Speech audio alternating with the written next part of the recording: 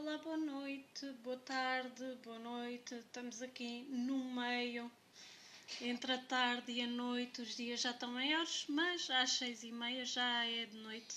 Espero que esteja tudo bem convosco, por aí. Por aqui está tudo tranquilo. Preciso só de um minuto para tirar aqui o som de uma coisa que está aqui a vibrar. A semana passada tivemos um direto espetacular, tivemos muitas participações, foi muito gratificante estar aqui. Também tivemos a falar de coisas importantes que acabam por dizer respeito a todos.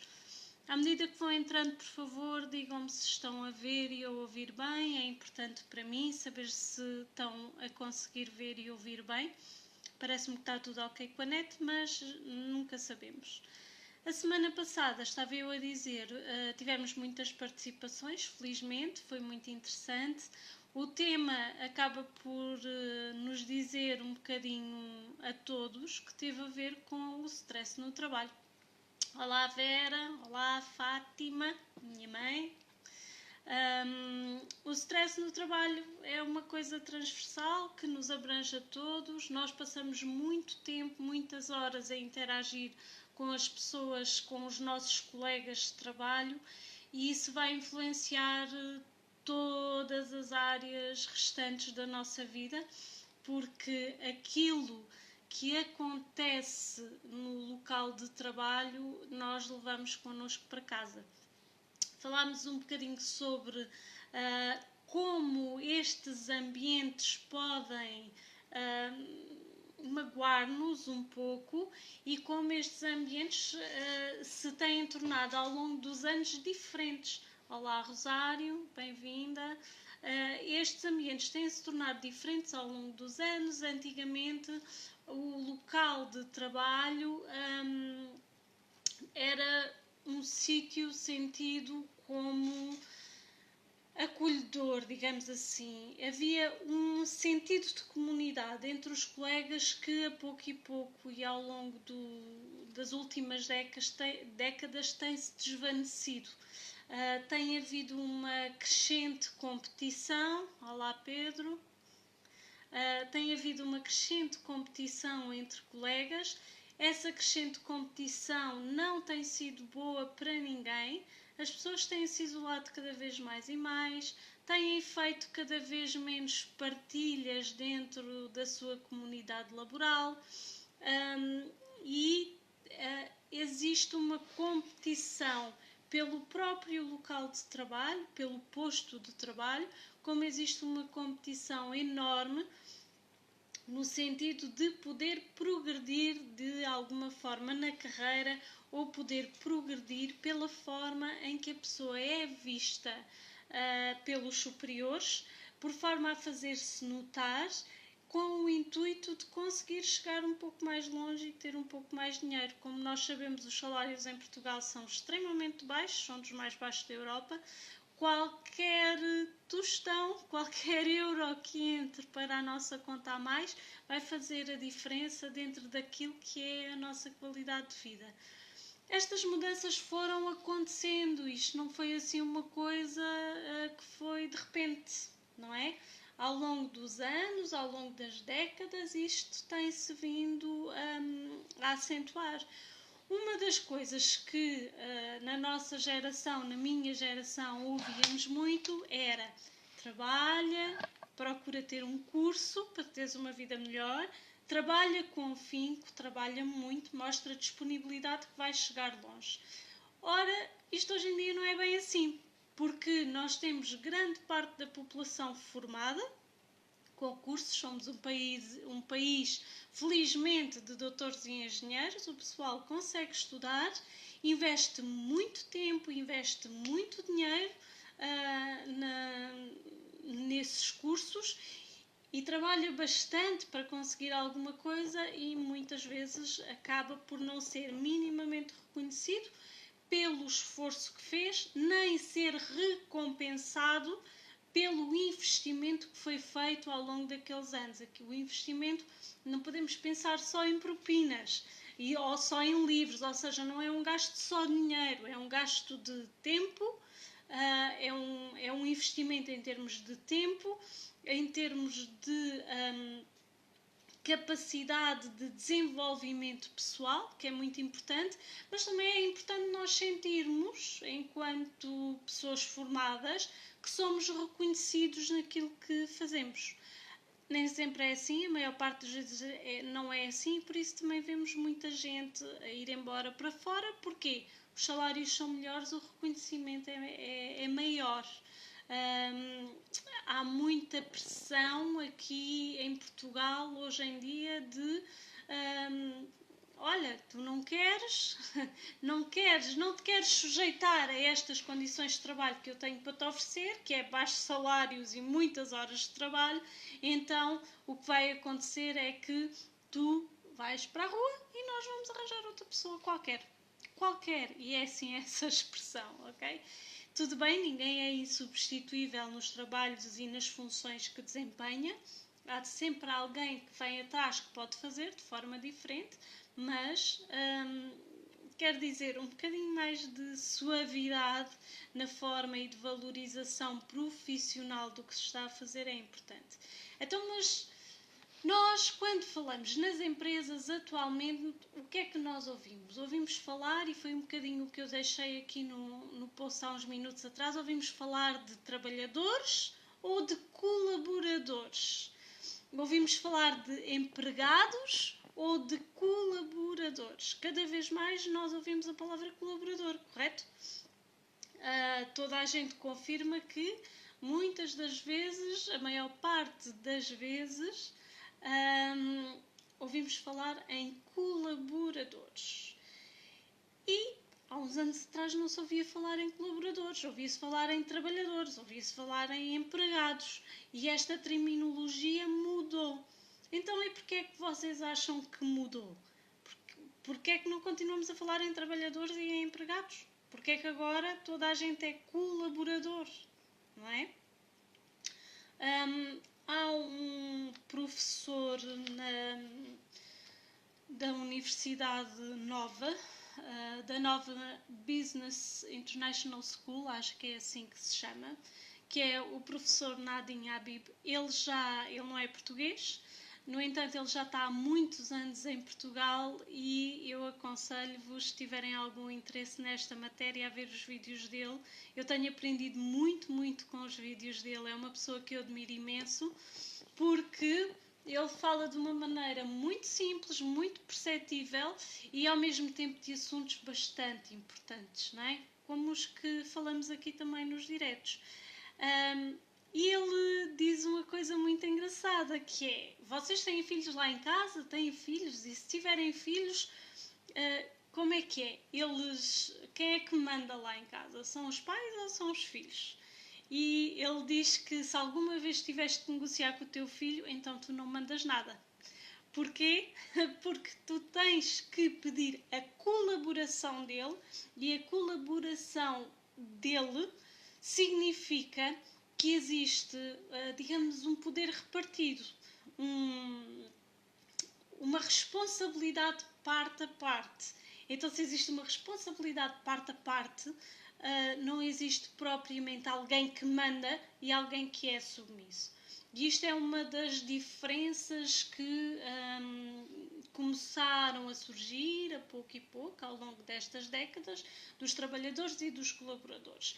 Então é importante nós sabermos, se calhar, um bocadinho como é que isto começou, não é? Porque isto começou a ter início na Revolução Industrial, em que de repente juntaram-se uma série de pessoas para trabalhar para um mesmo fim, não é? Nas fábricas, dentro de um mesmo edifício, e isto nunca tinha acontecido antes. As pessoas trabalhavam sim, muita vez na agricultura, nos campos, em que trabalhavam em conjunto, mas não estavam todos fechados o dia todo no mesmo edifício a fazer a mesma coisa, não é? As tarefas iam variando, estavam ao ar livre, podiam muito bem afastar-se um bocadinho do grupo e continuar a trabalhar, por exemplo, se fosse essa a necessidade. No entanto, dentro de um edifício, a trabalhar muitas horas com muitas pessoas ao mesmo tempo, foi uma inovação. O Pedro Pereira disse: esse professor é top, parece um professor chanfrado só, e só manda bala certeira. É verdade, ele tem uma linguagem muito simples e gosta, como eu, de voltar aos básicos e de evidenciar muito o óbvio. Na Revolução Industrial aconteceu isto, com o aparecimento das fábricas, muita gente a trabalhar no mesmo sítio, fechado, durante várias horas.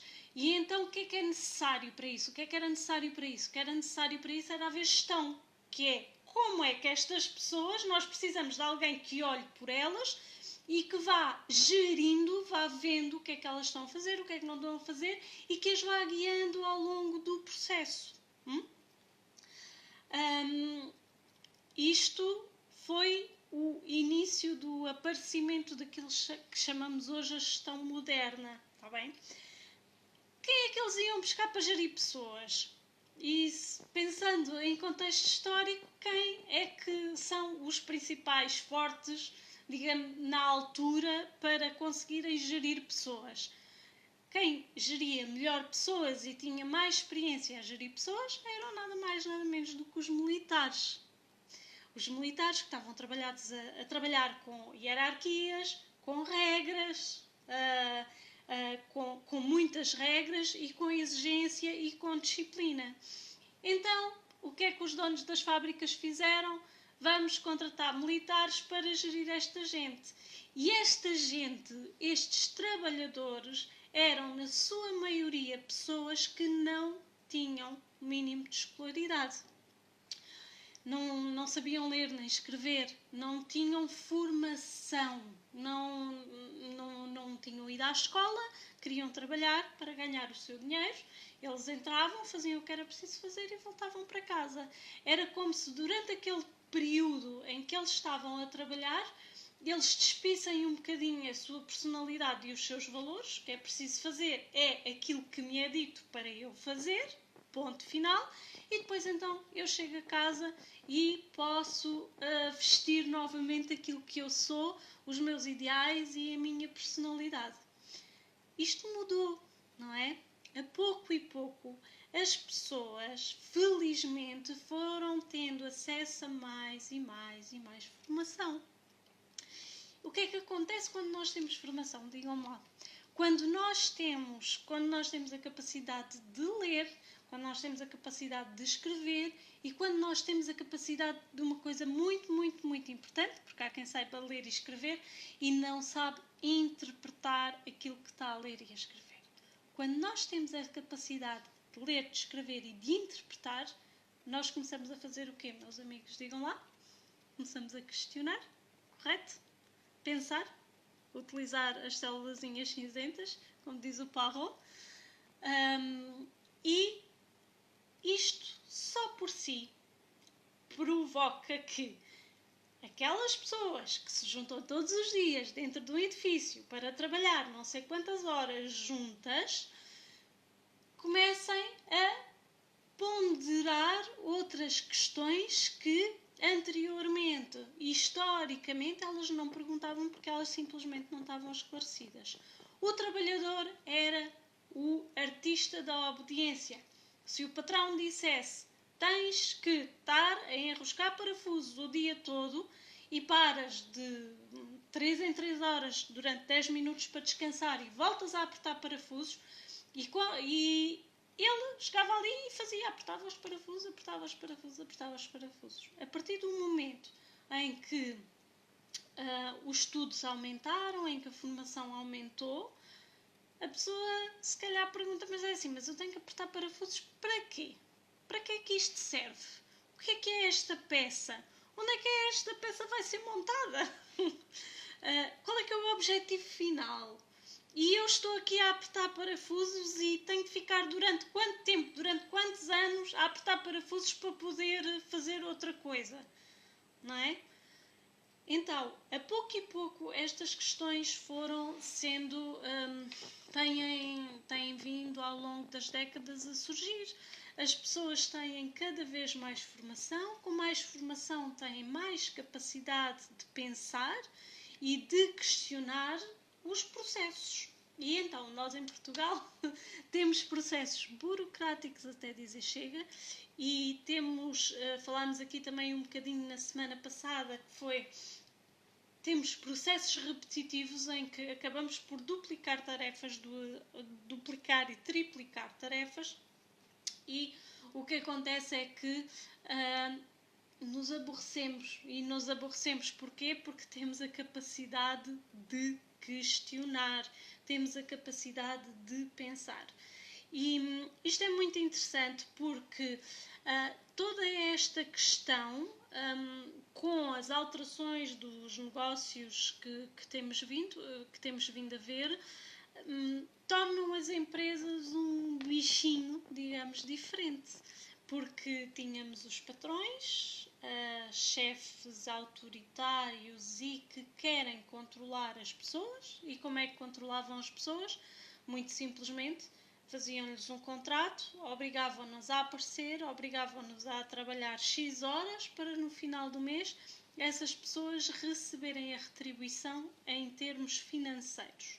Atualmente isso acontece na mesma. Os nossos contratos continuam a ser do tempo da Maria Cachucha, em que nós temos aquelas horas para fazer, temos que nos apresentar ao serviço, independentemente de estarmos a ter produtividade ou não, e depois o que acontece é que recebemos o dinheiro ao fim do mês, somos controlados naquilo que fazemos, mas quer dizer, parece que em Portugal nós não temos autoridade, não temos autorização para pensar, não temos autorização para questionar as coisas. Ora, se nós fomos para a faculdade, se nos ensinaram a interpretar as coisas que se passam à nossa volta, a tentar arranjar soluções inovadoras, a tentar procurar coisas diferentes e coisas novas, de repente entramos no mundo do trabalho e é como se nos dissessem: para de ser criativo, para de pensar.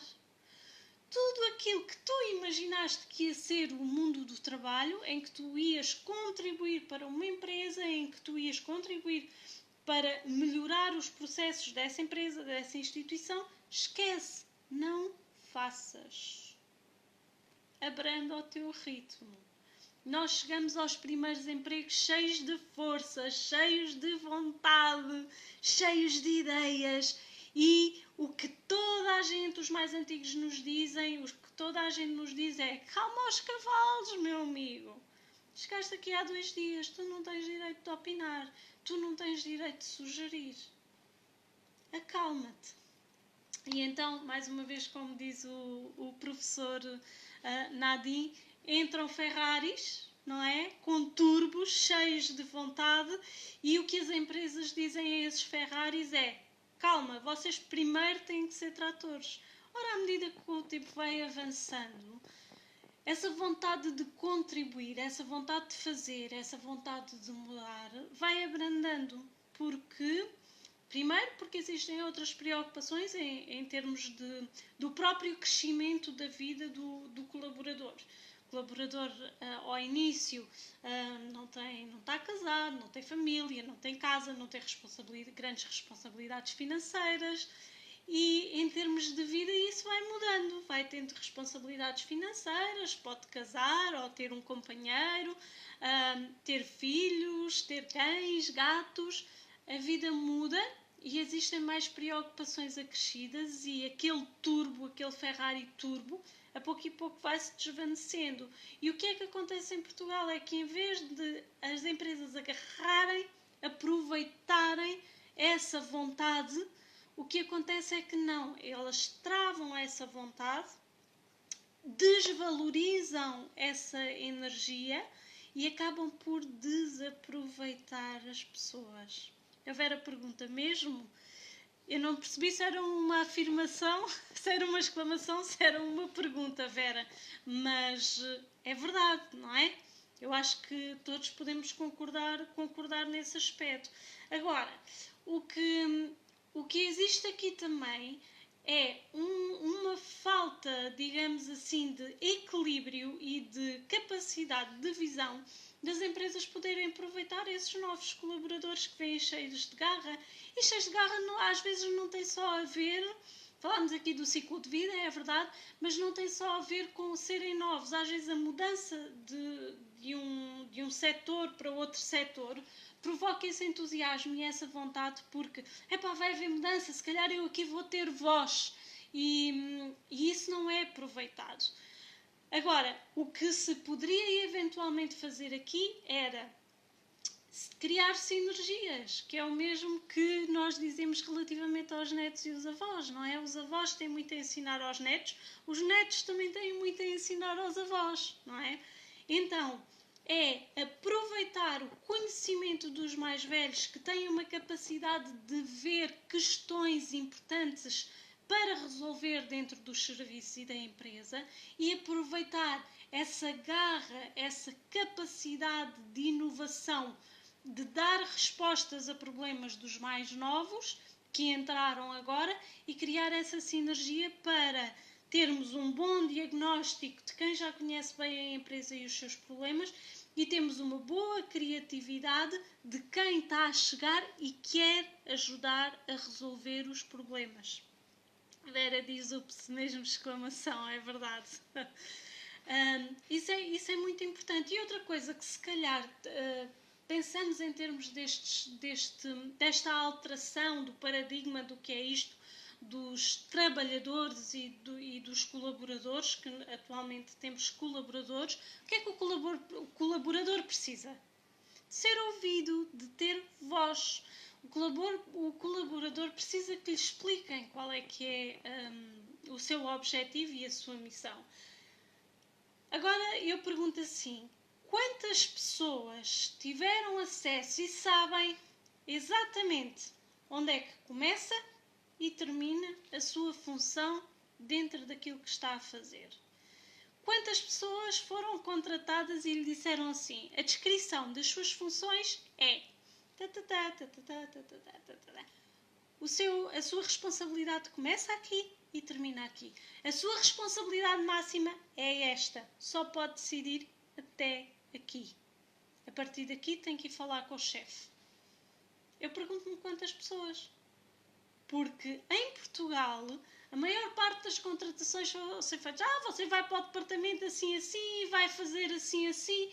E a pessoa não sabe até onde é que vai a responsabilidade dela. Não sabe, não são apresentadas. E mais uma vez aqui, a fragilidade e a falta de importância que se dá aos recursos humanos, porque são os recursos humanos que devem ajudar os empresários e trabalhar em conjunto para esta definição clara de funções, porque a partir do momento em que eu não sei até onde vai a minha responsabilidade, eu tento resolver tudo sozinho. E depois, quando eu tento fazer as tarefas mais básicas, as tarefas mais complexas e as tarefas extra complexas, eu posso muito facilmente ser criticado ou pelos meus colegas, lá tem aquele, tem a mania que sabe resolver tudo, ou então pelo próprio chefe, você não tinha nada que fazer isto porque essa decisão ultrapassou. Você está a pisar nos calos, digamos assim. Mas o que é certo é que isto não existe.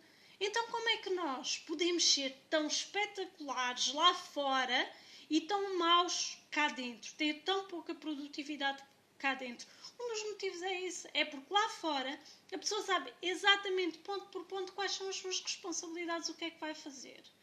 E sabe exatamente até onde é que pode ir e até onde é que não pode ir, não é?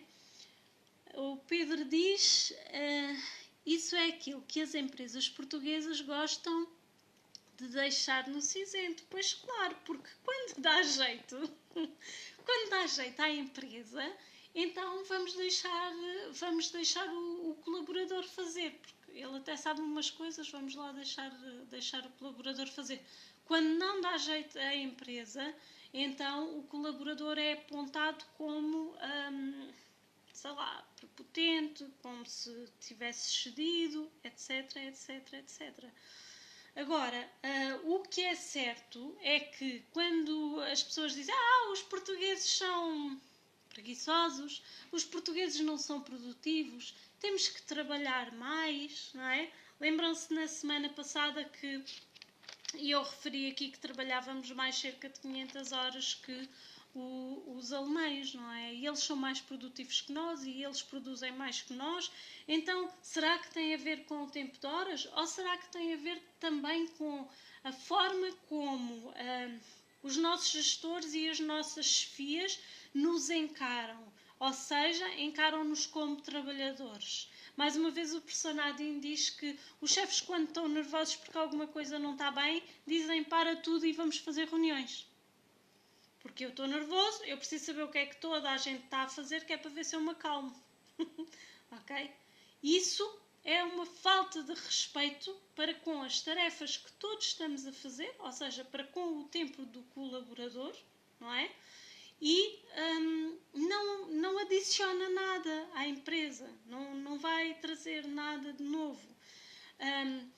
Portanto, voltando um bocadinho atrás, o que se vê muito em Portugal é ainda um bocadinho o que se passava na altura da Revolução Industrial, em que as pessoas não eram educadas, portanto não tinham formação académica absolutamente nenhuma, não sabiam interpretar, não pensavam, não questionavam, e então nós temos contratos que nos obrigam a X horas, a fazer X horas por dia, temos contratos que nos controlam, temos procedimentos, e daí verem procedimentos em cima de procedimentos redundantes, aborrecidos, chatos e que muitas vezes não servem para nada.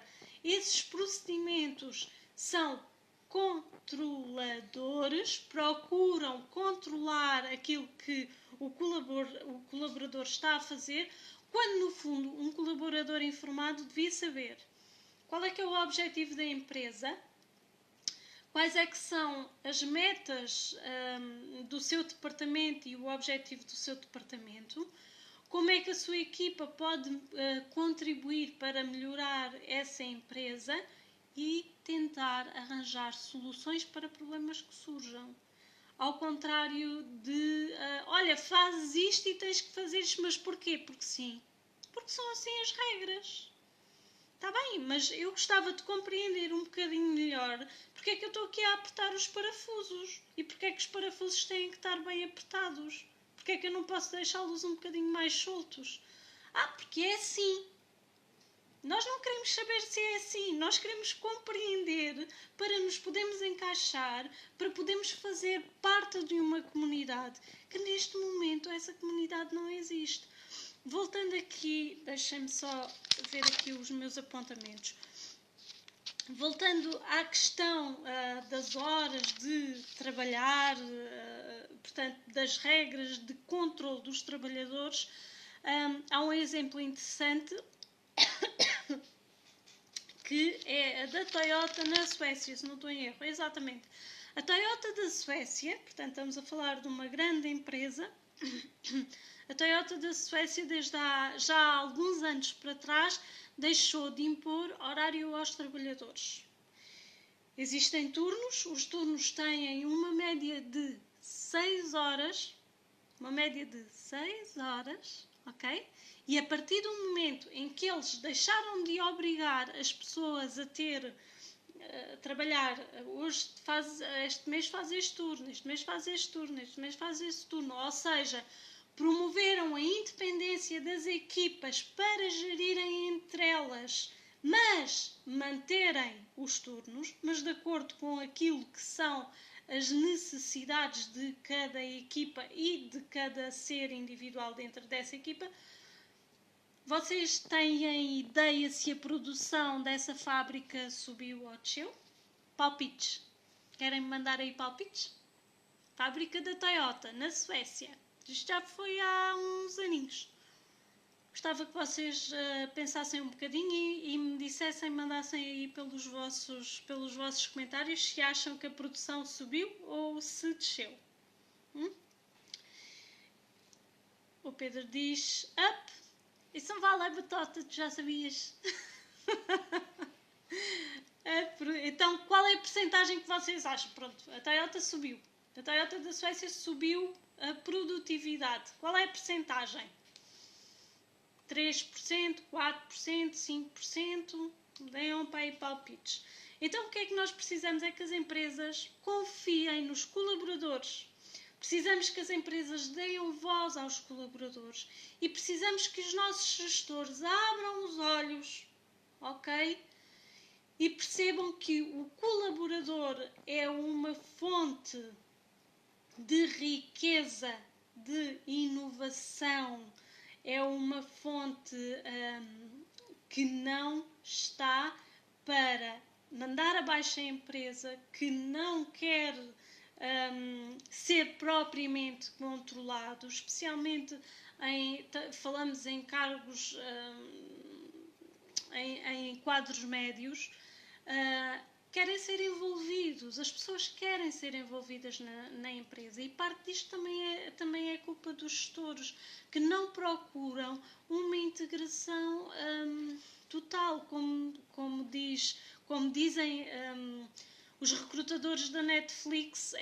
A Netflix, para que vocês saibam, é outro exemplo. Não existe limite de férias, eles não têm limites de férias, os trabalhadores da Netflix não têm limites de férias, portanto não têm 22 dias ou 25 dias, não, eles podem tirar o que quiserem. Porquê? Porque eles contratam pessoas adultas, pessoas responsáveis, querem trabalhar, querem produzir, querem colaborar, mas eles criam este sentido de pertença.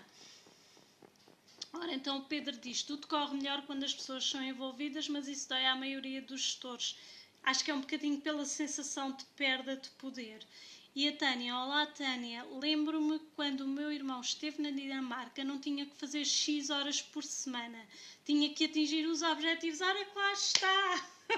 Lá está, exatamente. Até podia ir só 2 horas por semana. Cá em Portugal isso não daria, era impossível. Foi há 15 anos atrás, o tempo voa. Exato, porque a pessoa sabe que o objetivo dela é aquele. Não tem que... quer dizer, se a pessoa não está bem a trabalhar na empresa, se precisa de uma tarefa, vamos imaginar que trabalha num open space e tem uma tarefa em que requer extrema concentração, porque é que não vai trabalhar para casa? Se calhar até faz aquilo mais rapidamente e volta para o seu local de trabalho depois e tem maior produtividade, ok? Tem que haver responsabilidade.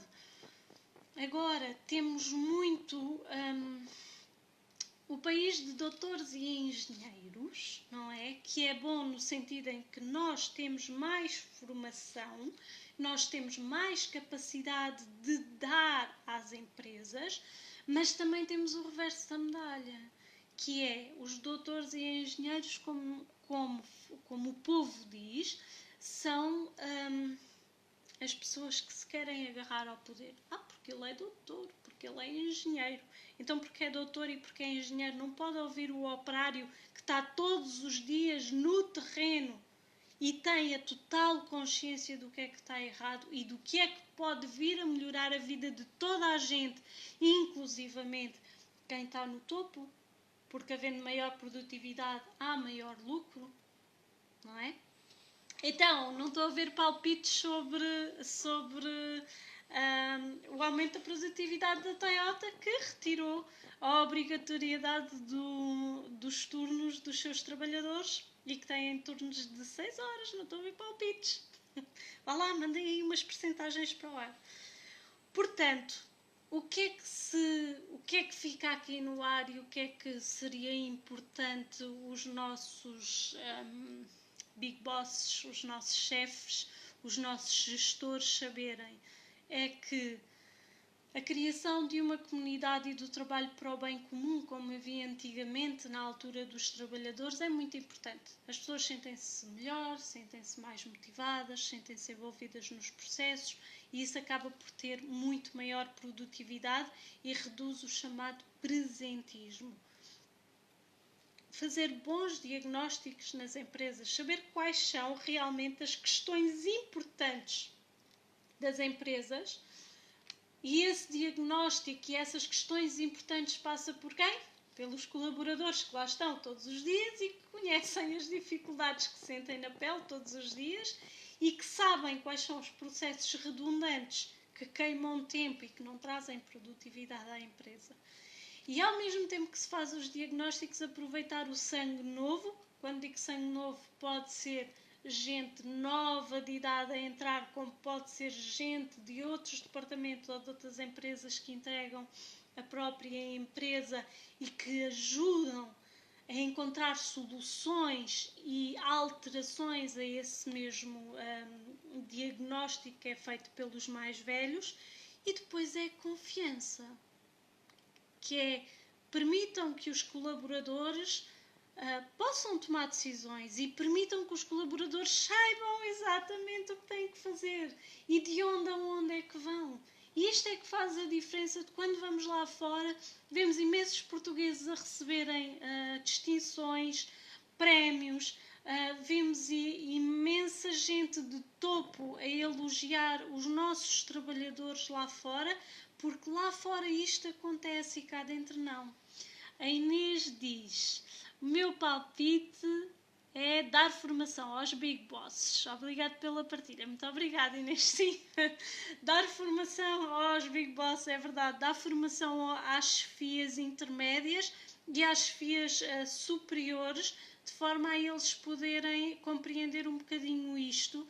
E eu diria também dar um bocadinho de reforço e de consciência aos departamentos de recursos humanos, porque isto passa muito pelos recursos humanos. O Pedro diz: em Portugal é impossível aceitar que alguém trabalhe offline, ou seja, que alguém, imagino que seja alguém que trabalhe em casa. Ninguém confia em ninguém, os gestores não aceitam que os colaboradores têm que ser responsáveis. Só um bocadinho que eu não consigo ver o comentário todo. Têm que ser responsáveis e isso acontece tanto lá como em casa. Se a pessoa não tiver que trabalhar, pode passar o dia no Facebook, ter o tal presentismo que falámos aqui e acabar por não ter produtividade nenhuma.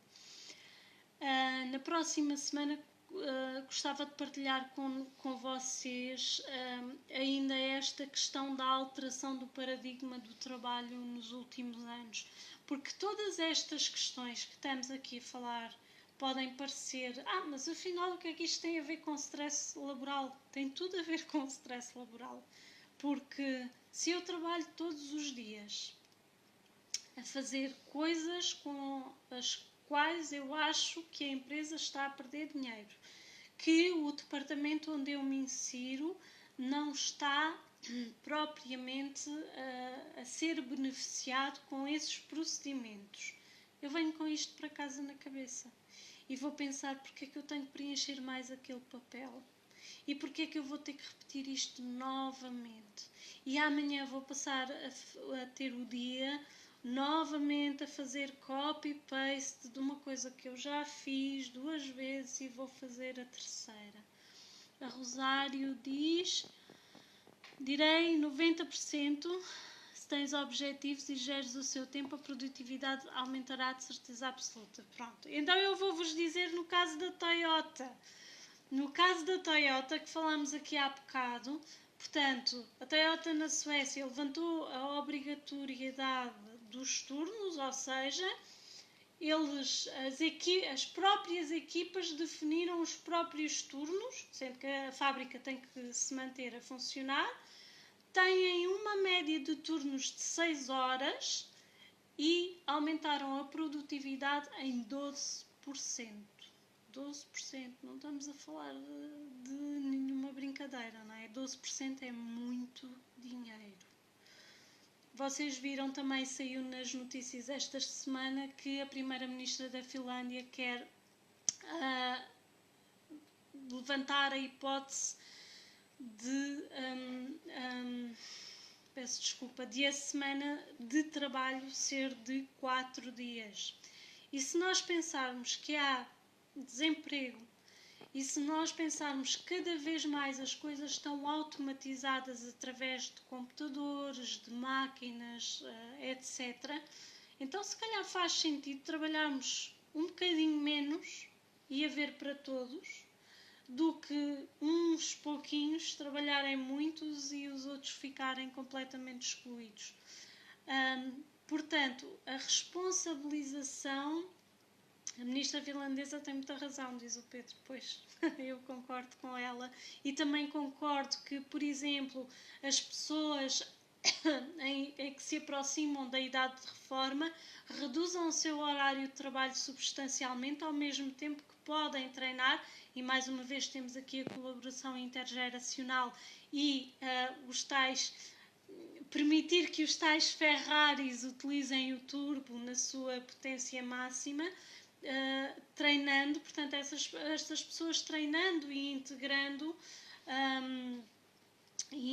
os mais novos. Pedro, é uma reflexão para a humanidade, é verdade.